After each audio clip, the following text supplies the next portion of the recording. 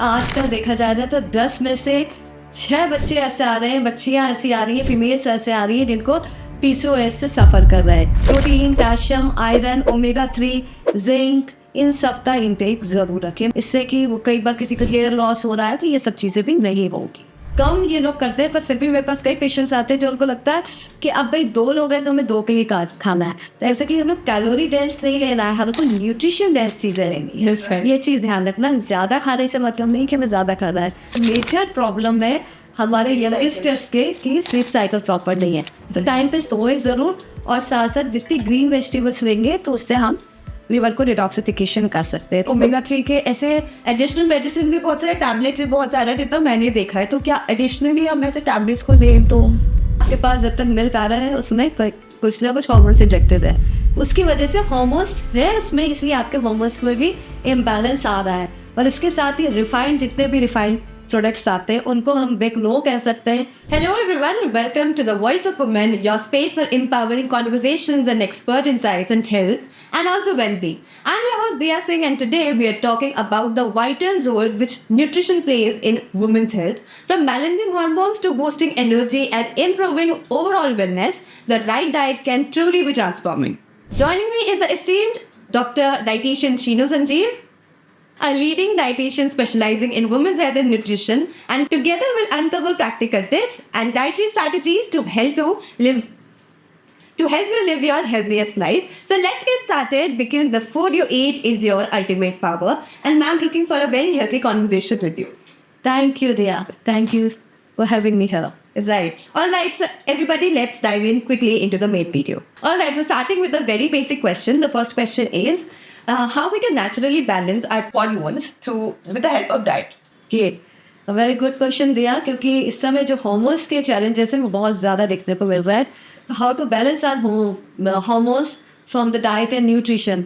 सबसे पहले कुछ चीज़ डोंट्स बताऊंगी, क्या क्या नहीं लेना चाहिए, जिसमें मैं हमेशा बोलूँगी MRP is big no. What are the MRPs?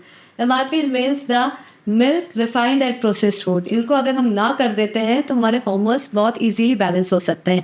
क्योंकि मिल्क क्यों नहीं, सब लोग पूछेंगे वाई नॉट मिल्क, मिल्क तो हम बचपन से पीते हुए चले आ रहे हैं। पर क्योंकि आजकल जो हमें मिल्क मिल रहा है ये वो मिल्क नहीं है जो हम बचपन में पीते थे, एडल्ट्रेटेड है। इसमें कोई ना कोई ऐसे हार्मोन इंजेक्टेड है आपके पास, जब तक मिल्क आ रहा है उसमें कुछ ना कुछ हार्मोन्स इंजेक्टेड है, उसकी वजह से हार्मोन्स है उसमें, इसलिए आपके हार्मोन्स में भी इम्बैलेंस आ रहा है। और इसके साथ ही रिफाइंड, जितने भी रिफाइंड प्रोडक्ट्स आते हैं उनको हम बिग नो कह सकते हैं। प्रोसेस है तो डेफिनेटली उसमें प्रोसेसिंग के लिए बहुत सारी चीज़ें डली होती है, जिसकी वजह से हमारे हार्मोन्स फ्लक्चुएट होते हैं, डिसबैलेंस होते हैं। तो इनको हम अगर बिग नो कह दें तो अच्छा। Along with all this thing, animals भी, जो भी अगर नॉन वेजिटेरियन है, अगर आप हार्मोन्स को बैलेंस करना चाहते हैं तो अगर नॉन वेज को नो कह दें तो बेटर है। I am not against the non veg, वैसा नहीं कि नॉन वेज के अगेंस्ट हूँ, पर क्योंकि हमें बहुत ज़्यादा कैंसर एंड हार्मोन्स के चैलेंजेस दिख रहे हैं, और जितने भी एनिमल फूड है वो सभी हार्मोनल ट्रीटेड है, जो डायरेक्टली आपके पास नहीं आ रहे हैं कि आपको without treating through the hormones. इसलिए अगर हम इसे बिग नो बोले तो बहुत अच्छा है। और क्या खाना चाहिए, खाने के लिए सबसे अच्छा है, अगर हम फीमेल्स की बात करते हैं तो फाइटोएस्ट्रोजेंस जिस चीज़ में होते हैं वो चीज़ ज़रूर है। फाइटोएस्ट्रोजेंस किस में होते हैं, हमारे सेसमे जो सीड है उसमें है, फ्लैक्स सीड्स में, इसमें फाइटोएस्ट्रोजेंस है। साथ ही साथ ओमेगा 3 इज़ वेरी गुड। अगर आपके हार्मोन्स इम्बैलेंस हो रहे हैं तो ओमेगा 3 अगर हम लेंगे तो इन्फ्लेमेशन को भी कम करता है। और इसके अलावा बैलेंस रखें अपने फूड को, और साथ ही साथ नेचुरल चीज़ें लें, सीजनल लें, लोकल लें। सीजनल एंड लोकल इसीलिए क्योंकि लोकल लेंगे यानी आपके आसपास से आ रहा है, वो कोई कोल्ड स्टोरेज में नहीं रखा गया है, एंड सीजनल भी कोल्ड स्टोरेज में नहीं, पास से ले रहे तो फ्रेश ले रहे। अगर हम ऐसी चीज़ें लेंगे, खाएंगे, तो डेफिनेटली हार्मोन्स को बैलेंस रख सकते हैं अपने बॉडी में या लाइफ में। राइट, तो मैं ओमेगा 3 की आपने बात की, ओमेगा 3 के ऐसे एडिशनल मेडिसिन भी बहुत सारे, टैबलेट्स भी बहुत सारे, जितना मैंने देखा है। तो क्या एडिशनली हम ऐसे टैबलेट्स को लें तो देखिए, सप्लीमेंटेशंस के लिए मैं हमेशा कहती हूँ जब तक बहुत ज़्यादा रिक्वायर्ड नहीं है सप्लीमेंट्स मैं सजेस्ट नहीं करती हूँ। Otherwise everything is available in a natural source, क्योंकि हमारी बॉडी किससे बनी हुई है, 5 एलिमेंट्स से बनी है। तो वही 5 एलिमेंट्स अगर हम ले रहे हैं नेचुरल सोर्सेज से तो हम हमेशा हेल्दी रहेंगे। पर अगर बहुत ज़्यादा डेफिशिएंसीज हैं तो for some time we can take the supplementation, and maximum time for the supplementation is the 3 months। Alright, अब यहाँ से हम तुरंत जप लेंगे मैम एक जनता जनार्दन के हित में question, which is maximum of the population of India is affected by a term, guess करना आप कमेंट में तब तक, विच इज PCOS/PCOD।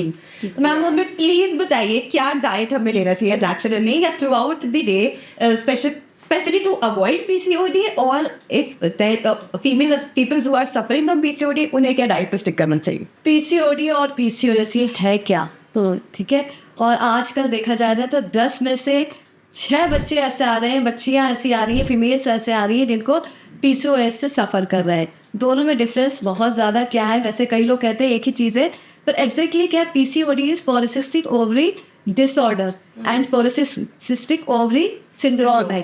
तो क्या फर्क होता है? जब डिजीज बहुत, ये डिसऑर्डर बहुत समय तक कंटिन्यू होता है, इसमें आपको इंसुलिन रेजिस्टेंस हो जाती है, डायबिटीज होने के चांसेस हो जाते हैं, डायबिटीज हो जाती है, देन इसको हम बोलते हैं टूवर्ड्स ये सिंड्रोम में कन्वर्ट हो चुका है।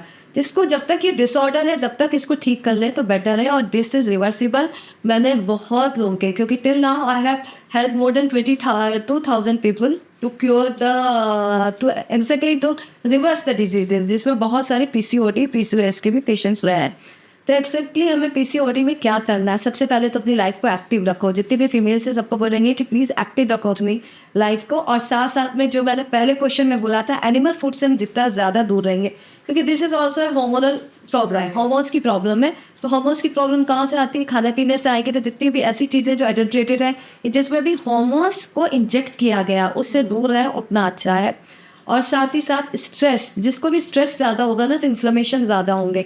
तो स्ट्रेस से तो अपने थॉट्स पे वर्क करना ज़रूर शुरू करना अलॉन्ग विद द, क्योंकि सिर्फ फूड वो नहीं है जो हम खा रहे हैं, फूड वो भी है जो हम थॉट सोच रहे हैं, कर रहे हैं, दैट इज ऑल्सो फूड। तो अपने थॉट्स पे भी ज़रूर बात करें। और क्या खाना चाहिए? तो अगेन पीसीओएस अगर किसी को है, पीसीओडी किसी को है, तो सीड थेरेपी जो होती है, सीड साइकिल होता है, ये बहुत इंपॉर्टेंट है। इसमें क्या करना होता है? फर्स्ट फेज जो होता है हमारे पीरियड्स के बाद, फर्स्ट 15 डेज में, उसमें हम लेते हैं 2 सीड्स लेते हैं, एक फ्लैक्स सीड्स लेते हैं, साथ में पंपकिन सीड्स लेते हैं। ये दोनों 1-1 स्पून आप और 15 डेज लेंगे। Then from for the second phase, जब आफ्टर 15 डेज आप 2 डिफरेंट सीड्स लेंगे, जो कि है sesame seeds as well as sunflower seeds. तो ये सीड रोटेशन साइकिल अगर आप करते हो, और ये सीड रोटेशन साइकिल आपको कब तक करना है? मिनिमम 6 मंथ्स तक करना ही करना है। आप देखोगे आपके हार्मोन्स बहुत बैलेंस होंगे। अलॉन्ग विद दिस आपको होल ग्रेन्स लेने हैं, कि आप जितने ज़्यादा होल ग्रेन्स लोगे वो अच्छा है। आप मैग्नीशियम रिच चीज़ें लोगे, और साथ साथ अपने लिवर को डिटॉक्सिफिकेशन ज़रूर करोगे, क्योंकि लिवर ऐसी चीज़ है, उसको डिटॉक्सिफिकेशन करने के लिए क्या करना है हमको एक तो रात को टाइम पे सोना है, क्योंकि सर्काडियन रिदम के अकॉर्डिंगली हमारे लिवर अपने आप डिटॉक्स ऑर्गन्स अपने आप डिटॉक्स करते हैं। और ये मेजर प्रॉब्लम है हमारे यंगस्टर्स के कि स्लीप साइकिल प्रॉपर नहीं है। तो टाइम पे सोए ज़रूर, और साथ साथ जितनी ग्रीन वेजिटेबल्स लेंगे तो उससे हम लिवर को डिटॉक्सिफिकेशन कर सकते हैं। तो अगर ये चीज़ें इंक्लूड करेंगे लाइफ में तो डेफिनेटली आप पीसीओएस से दूर रह सकते हैं। और राइट, मैम ने बहुत अच्छा टिप दिया है।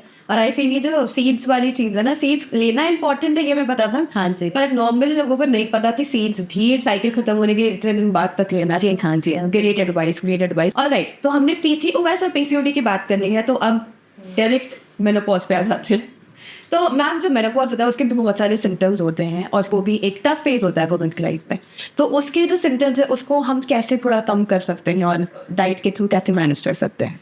मेनोपॉज ऑब्वियसली हर फीमेल की लाइफ में आता है। अगर उनके पीरियड्स स्टार्ट हुए हैं तो एक ना एक दिन उनके पीरियड्स स्टॉप भी होंगे, and that is called the menopause. Menopause से पहले होता है पेरीमेनोपॉजल पीरियड, जिसमें पीरियड्स कम हो जाते हैं, ये ड्यूरेशन उनका लॉन्ग हो जाता है कि 2 मंथ्स 3 मंथ्स 6 मंथ्स तक नहीं आ रहे। तो मेनोपॉजल स्टेज जब आती है जब 1 ईयर तक लगातार उनको पीरियड्स नहीं होते हैं, that is called the menopausal stage. पर उससे पहले हमें उसके लिए रेडी होना ज़रूरी होता है। और सब फीमेल्स डिफरेंट होती है, सबकी एज डिफरेंट होती है। अदरवाइज जो मेनोपॉजल की राइट एज है दैट इज 52 ईयर्स है। 50 to 52 ईयर्स में आपका मेनोपॉज होता है। पर आजकल हमें 38 में भी दिख रहा है, 40-45 में भी दिख रहा है। 45 से स्टार्ट हो जाता है पेरीमेनोपॉजल स्टेज। अब इसमें हमें क्या करना है? एक तो जो अभी मैंने आपसे बात की थी सीड साइकिल की, फाइटोएस्ट्रोजन हमें लेना ही लेना है। इसमें सीड साइकिल आप कंटिन्यू कर सकते हो, या फिर आप कम से कम flax seeds and sesame seeds ये ज़रूर लो। एस्ट्रोजन रिच फूड्स हमें इसमें ज़रूर लेने हैं, जिसमें भी एस्ट्रोजन ज़्यादा है वो चीज़ लेने हैं। कैल्शियम इंटेक अच्छा रखना है, क्योंकि जैसे ही एस्ट्रोजन लेवल आपकी बॉडी में ड्रॉप होने लगता है, कैल्शियम बॉडी में एब्जॉर्ब नहीं होता, अलग से रहता नहीं। तो जितना कैल्शियम लोगे आप डेयरी प्रोडक्ट्स के थ्रू ले सकते हो, नट्स के थ्रू ले सकते हो, कैल्शियम ज़रूर लें आप। इसके अलावा नेचुरोपैथी के कुछ बहुत अच्छी थेरेपीज होती हैं वो भी आप कर सकते हो। जैसे इसमें एक होता है हिप बाथ, वो बहुत हेल्पफुल होता है आपको रिलैक्सेशन के लिए ड्यूरिंग द मेनोपॉजल स्टेज और पेरीमेनोपॉजल स्टेज। और अपने आप को आपको वर्कआउट करना हैवी, अगर आपने कभी किया ही नहीं है हैवी वर्कआउट, यानी आपने स्ट्रेंथ ट्रेनिंग नहीं की हुई है, ये वेट्स नहीं उठाया, तो एकदम से नहीं शुरू करना, पर ग्रेजुअली स्लोली एंड ग्रेजुअली आपको वेट ट्रेनिंग में आने ही आना है अगर आप चाहते हो एट ईज में आपका मेनोपॉज जाए, पेरीमेनोपॉज। राइट मैम, आपने जब भी एक्सरसाइज की बात बोली ना तो मेरे दिमाग में क्वेश्चन हिट गया, विच इज हम पीसीओएस और पीसीओडी में ऑलरेडी बात कर चुके हैं, लेकिन मैं थोड़ा वापस से ड्रैग करके लाती हूँ कि डॉक्टर सीधे यही बोलते हैं योगा करो या एक्सरसाइज करो, लेकिन कौन कौन से एक्सरसाइजेज एक्चुअली में बहुत ज़्यादा इफिशिएंटली काम करती है पीसीओएस और पीसीओडी, और ड्यूरेशन क्या होना चाहिए? ओके, जो भी एक्सरसाइज कहाँ के लिए हमें चाहिए, हमें एग्जैक्टली पेल्विक रीजन के लिए चाहिए, क्योंकि हमारी यूट्रस ओवरी यही अफेक्टेड है, एग्जैक्टली ओवरी अफेक्टेड है हमारे, ठीक है। तो उसके लिए हमारी बेस्ट जो होती है योगा में होती है ये बटरफ्लाई, बहुत अच्छी एक्सरसाइज है। अगर आप बटरफ्लाई करते हो तो it will definitely help you. कितने समय के लिए करना है, अगर आप स्टार्ट कर रहे हो तो आप आधा मिनट 1 मिनट से स्टार्ट करो, और 5 to 10 मिनट्स से अगर आप रेगुलर बटरफ्लाई करते हो तो definitely it will help you. ठीक है, तो मैम हमने ऑलमोस्ट ब्रॉडली कैटेगरीज हैं मार्केट में, जैसे पीसीओडी और पीसीओएस हो गया और मेनोपॉज हो गया, उसको डिस्कस कर लिया। अब हम प्रेगनेंसी और पोस्टपार्टम जो फेज होता है उसको भी डिस्कस कर लेते हैं। तो जो प्रेग्नेंट वुमेन है उनको अपनी डाइट में कौन सी चीज़ें एकदम कान पर बैठनी चाहिए कि एकदम दूर रहना है, और कौन सी चीज़ों को इंटेक बहुत ज़्यादा बढ़ा देना चाहिए? सबसे पहले तो प्रेगनेंसी जो है ना कोई डिजीज़ नहीं है, ये दिमाग में डालें, क्योंकि कई बार ऐसा होता है कि हम प्रेगनेंसी को डिजीज़ समझते नहीं है। It's a way of life, ये हमारे एक लाइफ में एक पार्ट आ रहा है, इसके साथ ही हमें निकलना है। तो इसको डिजीज़ ना समझें, इसको जितने आप प्यार से लेंगे ना उतना आप एक्टिव, और जितना एक्टिव रहेंगे उतना वो ईजीली चली जाएगी। And obviously each person is different, हम सब डिफरेंट है, हर फीमेल इज़ यूनिक, तो सबके डिफरेंट डिफरेंट सिम्टम्स होते हैं। तो इसमें क्या करना है और क्या नहीं करना है एक्जैक्टली, इसमें जो आपको चीज़ें खानी है, सबसे पहले तो ध्यान रखना है कि मोस्टली होता है, वैसे आजकल कम ये लोग करते हैं, पर फिर भी मेरे पास कई पेशेंट्स आते हैं जो उनको लगता है कि अब भाई 2 लोग हैं तो हमें 2 के लिए खाना है। तो ऐसे कि हमें कैलोरी डेंस नहीं लेना है, हमको न्यूट्रिशन डेंस चीज़ें लेनी है। ये चीज़ ध्यान रखना, ज़्यादा खाने से मतलब नहीं कि हमें ज़्यादा खाना है, हमें न्यूट्रिशन डेंस चाहिए। न्यूट्रिशन में हमें क्या चीज़ें चाहिए, हमको आयरन चाहिए, कैल्शियम चाहिए, ये चीज़ को हीमोग्लोबिन को बढ़ाना है। बट इस मौसम में हीमोग्लोबिन का सबसे अच्छी चीज़ क्या है, बीटरूट आ रहा है, आंवला आ रहा है, ठीक है। और कभी भी आयरन आपके बॉडी में इजीली एब्जॉर्ब नहीं होगा, और वो भी जो प्लांट आयरन होता है ना वो इजीली एब्जॉर्ब नहीं होता है। हीम जो आपका एनिमल आयरन देता है वो एब्जॉर्ब होता है, जिसको हम अब मना करते हैं कि आप मत लीजिए। तो प्लांट आयरन को एब्जॉर्ब करने के लिए विटामिन सी का होना ज़रूरी है। तो बीटरूट एंड आंवला इज़ वेरी गुड कॉम्बिनेशन, वो ले सकते हैं, साथ में आप कैरेट भी ले सकते हो। ये इसका आप ABC जूस बना सकते हो जो कि बहुत हेल्पफुल है। वैसे तो 3rd मंथ से हम स्टार्ट करते हैं। ओमेगा 3 बहुत अच्छा है फीटस के ब्रेन डेवलपमेंट के लिए। पर अगर आपकी प्रेगनेंसी में ज़रा भी कॉम्प्लिकेशंस है, आपको लगता है कि प्लेसेंटा के साथ अभी आपका बेबी का डेवलपमेंट नहीं शुरू हुआ है प्रॉपर्ली, तो ओमेगा 3 आप फ्रॉम मंथ 4 से स्टार्ट करेंगे, तब आप ओमेगा 3 ज़रूर ले सकते हैं। ओमेगा 3 भी आप थोड़ा बढ़ा सकते हैं, इससे क्या होगा, आपके बेबी का ब्रेन का डेवलपमेंट ज़्यादा अच्छा होगा और उसका IQ लेवल ज़्यादा बेटर होगा। ओके, तो यहाँ पे एक डिस्क्लेमर डाल देते हैं कि ऑब्वियसली आप you need to visit a proper dietitian like ma'am, और फिर डायरेक्ट उनसे एडवाइस लें। प्लीज़ अपने बच्चे का IQ बढ़ाने के लिए खुद ही ओमेगा 3 के सप्लीमेंट्स खाने मत शुरू कर देना, राइट। तो ये प्रॉपर कंसल्टेशन के अंडर रह के करना है, राइट। तो मैम अब पोस्टपार्टम डिलीवरी के बाद की जो फेज़ होता है उस पे डाइट पे कैसे फोकस करना है? पोस्टपार्टम में भी मेरी चीज़ सबसे ज़्यादा ज़रूरत, तो मेन चीज़ ये है कि हमें कैल्शियम इंटेक का बहुत ध्यान रखना है। क्योंकि क्या होता है कि आपके बेबी, आप अगर फीड कर रहे हो, उसे लैक्टेट कर रहे हो, तो डेफिनेटली आपके हो ही जा रहा है। तो आपको अपने साथ साथ अपने बेबी के साथ साथ अपनी भी हेल्थ का ध्यान रखना है।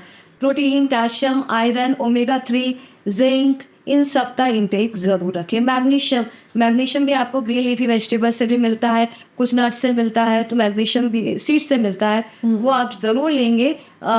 Magnesium as well as zinc आप, इससे कि वो कई बार किसी का हेयर लॉस हो रहा है तो ये सब चीज़ें भी नहीं होगी।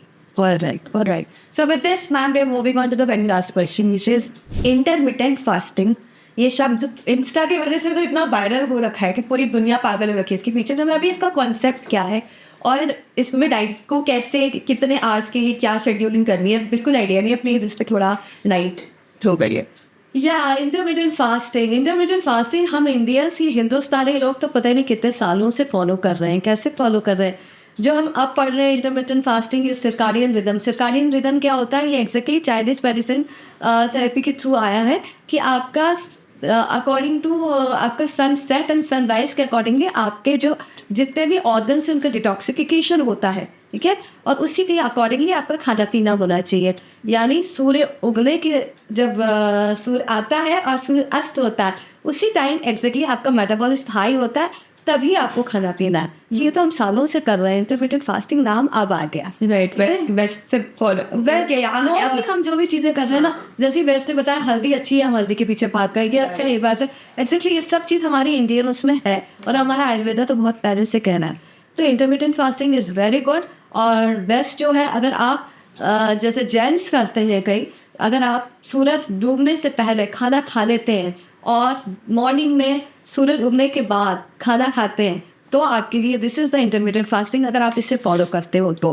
पर कुछ चीज़ें ध्यान रखनी है। अगर आप प्रेग्नेंट हो, डायबिटिक हो, तो obviously connect with your clinical nutritionist जो आपको ठीक से गाइड कर पाएंगे कि आपकी विंडोज़ क्या होनी चाहिए। अदरवाइज अगर आप मेरी बात करो, मेरा 6:30 बजे शाम को खाना हो जाता है और मॉर्निंग आवर्स में मेरा 9 बजे ब्रेकफास्ट होता है, तो मेरी इंटरमिटेंट फास्टिंग प्रॉपरली हो रही है करके। तो ये चीज़ें इंटरमिटेंट फास्टिंग के नाम पे नहीं हो रही, सिंपल से हम शुरू से करते आ रहे हैं कि चलो हेल्थ के लिए अच्छा है इसलिए करते हैं। तो intermittent fasting is very good. कई बार पेशेंट्स को मैंने देखा है, कई बार लोगों से बात करते हुए देखा, हमने इतने आज तो नहीं खाया, पर जब खाया तो हमने कुछ भी खाया, तो कैलोरी टेस खा लिया, हमने पिज़्ज़ा खा लिया, बर्गर खा लिया, वगैरह वगैरह वगैरह खा लिया। घर का खाना इज़ नॉट ऑलवेज हेल्दी, तो आप घर का भी अनहेल्दी खा रहे हो, अगर फ्राइड खा रहे हो कर रहे, तो इंटरमिटेंट फास्टिंग और ज़्यादा नुकसान कर जाएगी, आप और बीमार पड़ जाओगे। तो it is good if it's done right in the right way. Alright everybody, so this brings us to the end of this video. हमने कोशिश की थी कि हम सारे मेजर टॉपिक को कवर करें and we hope that we have fulfilled all your wishes and all your questions and doubts, whatever query you had. और अगर you want to meet ma'am directly, then you need to visit. Yeah, you need to visit Dr. Dietitian Sheenu Sanjeev's Healthy Fine Solutions Clinic. ये इंदिरापुरम गाजियाबाद में है और आप ज़रूरी नहीं है कि आप यहाँ पर आए, हमसे आप कनेक्ट हो सकते हैं थ्रू दिस नंबर 9871286050। आप इससे भी कनेक्ट हो सकते हैं क्योंकि हम pan India as well as overseas सभी जगह के पेशेंट्स को कैटर करते हैं, वीडियो कॉल पे, ऑडियो कॉल पे, एज वेल एज 1-to-1 सामने फिजिकली भी मीट करते हैं। तो जो भी आपको ठीक लगता है, अगर आप डिजीज रिवर्सल होलिस्टिक वे में, नेचुरल वे में करना चाहते हो, हेल्दी रहना चाहते हो, तो definitely you can reach out to us. Alright, और मैम का जो भी एडिशनल डिटेल है, जितना भी है detailed description, that will be there in the description box down below, so make sure you are checking it out. और जाने से पहले इस वीडियो को लाइक करके जाना, कमेंट करके जरूर बताना कि आपने जितने भी डाइट्स के बारे में आपको आइडिया दी उसमें से बेस्ट आपको कौन सा लगा, और the voice of community YouTube channel को सब्सक्राइब करना बिल्कुल भी मत भूलना। तब तक के लिए अपना ध्यान रखना। Okay bye.